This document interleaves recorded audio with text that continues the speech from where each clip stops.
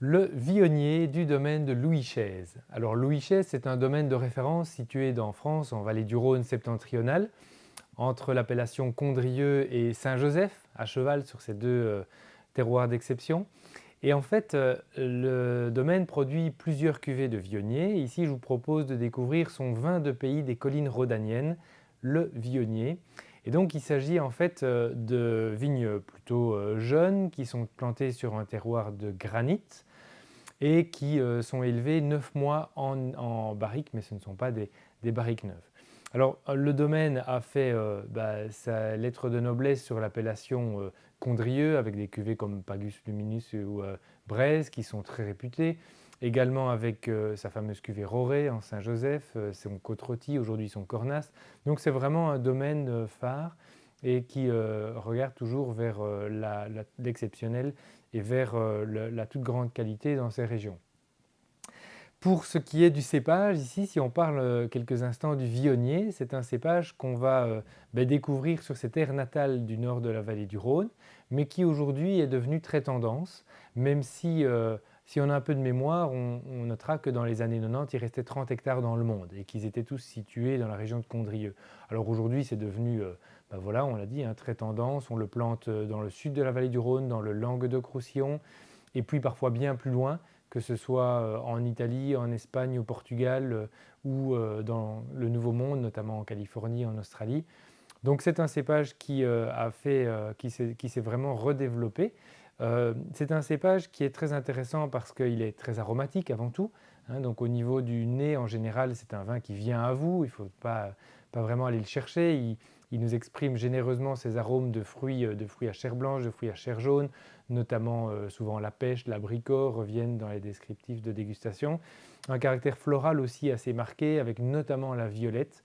Et puis aujourd'hui, une tendance parfois à l'élever en fût de chêne avec des barriques neuves et qui peut amener évidemment un caractère boisé assez marqué, ce qui n'est pas forcément souhaitable, mais c'est une mode. Le Vionnier se suffit à lui-même maintenant. Certains vignerons veulent vraiment l'élever en fût et certains dégustateurs recherchent ce genre de vin, mais ça amène encore un peu plus d'intensité au Vionnier et parfois ça gomme un petit peu le côté fruité floral. Donc c'est toujours à voir s'il est bien maîtrisé ou pas le boisé, mais le Vionnier n'en a pas vraiment besoin. Donc en termes de dégustation en bouche, c'est un vin qui est autant un vin de nez que d'un vin de bouche, c'est-à-dire qu'il est très aromatique mais il est très gras. On a vraiment un vin qui a de la présence en bouche avec une vraie texture, un vin opulent, riche, souvent peu acide et avec un degré d'alcool moyen à élevé selon les zones. Donc c'est un vin qui amène un côté suave, assez savoureux, assez généreux. Et ça peut aussi être son défaut dans les terroirs chauds ou les millésimes très très chauds. On peut arriver à des vins qui pêchent par un excès de lourdeur et un manque de fraîcheur.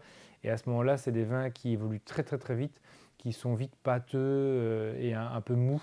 Donc c'est aussi parfois le revers de la médaille.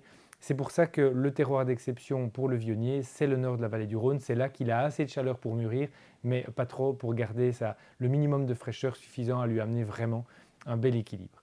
Alors, si on décrit ce vin en particulier, eh bien, on est sur un millésime récent, donc on a encore des reflets verdâtres, même si l'intensité est moyennement soutenue. Le Vionnier, c'est quand même souvent assez coloré. Au nez, on l'a dit et ça se confirme vraiment, ce côté très expressif, sans tomber dans l'excès non plus. C'est vraiment bien maîtrisé et c'est très juste chez Louis Chaise. Donc on a tout d'abord ce caractère fruité dominant avec des touches de pêche blanche, de pêche jaune, d'abricot, des touches à la limite du melon, mais on est vraiment sur un vin très gourmand, très intense. Et puis des touches florales, vraiment ce caractère violette qui revient aussi, et même à l'aération, c'est encore plus marqué. Donc n'hésitez pas vraiment à les aérer. De manière générale, les vionniers gagnent à être aérés 1 heure, 2 heures, voire même pour les grands condrieux, une demi-journée, sans aucun problème. Et ici, le boisé, on le perçoit à peine. Vraiment, c'est bon que c'est écrit sur la contre-étiquette parce que c'est extrêmement discret. Donc on profite vraiment du caractère naturellement parfumé du vionnier.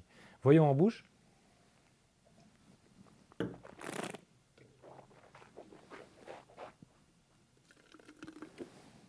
En bouche, c'est vraiment un délice, c'est-à-dire qu'on a un vin gourmand, suave, avec ce côté fruité, juteux, bien mûr, mais sans excès.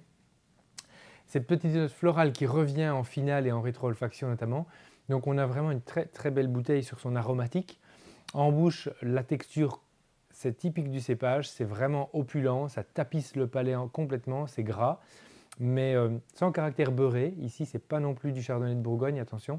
C'est vraiment opulent, mais sur son côté vineux.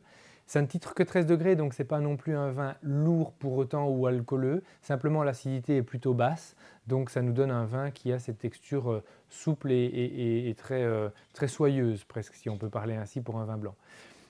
Sinon, en termes de longueur, on a un vin d'une longueur moyenne à longue, 6-7 caudali sur ce vin de pays des collines rhodaniennes. Et en termes d'accord mets et vin, eh bien, indiscutablement, c'est un vin qui peut s'harmoniser d'un apéritif déjà assez gourmand, assez savoureux, avec par exemple des nems, avec une petite sauce, ça peut être une petite sauce un peu curry, ou une petite salade de poisson fumé, croûtons et une petite mayonnaise au curry par exemple. Vionnier et curry, ça marche très bien. On pourrait aussi le servir sur une petite sauce cocktail éventuellement, donc ça pourrait aussi aller avec que ce soit des crevettes, du homard, des produits de la mer, avec une petite sauce qui a ce caractère légèrement plus fruité. Sinon, ça pourrait aussi fonctionner sur des plats à consonance un peu exotique, notamment avec un lait de coco, un côté donc des noix de Saint-Jacques avec un curry vert, lait de coco par exemple. Ça pourrait très bien fonctionner. Vous avez ce rappel légèrement fruité et un peu plus riche dans le plat. Et puis, en termes de température, n'hésitez pas à servir vos viogniers plutôt aux alentours des 9-10 degrés. Donc frais, mais pas trop frais quand même. En général, la température d'une bonne cave à vin, aux alentours des 10 degrés, c'est l'idéal pour ce cépage qui, à ce moment-là, s'exprime complètement en bouche avec son opulence et sa richesse. Je vous souhaite une bonne découverte, une bonne dégustation avec ce viognier de Louis Chaise.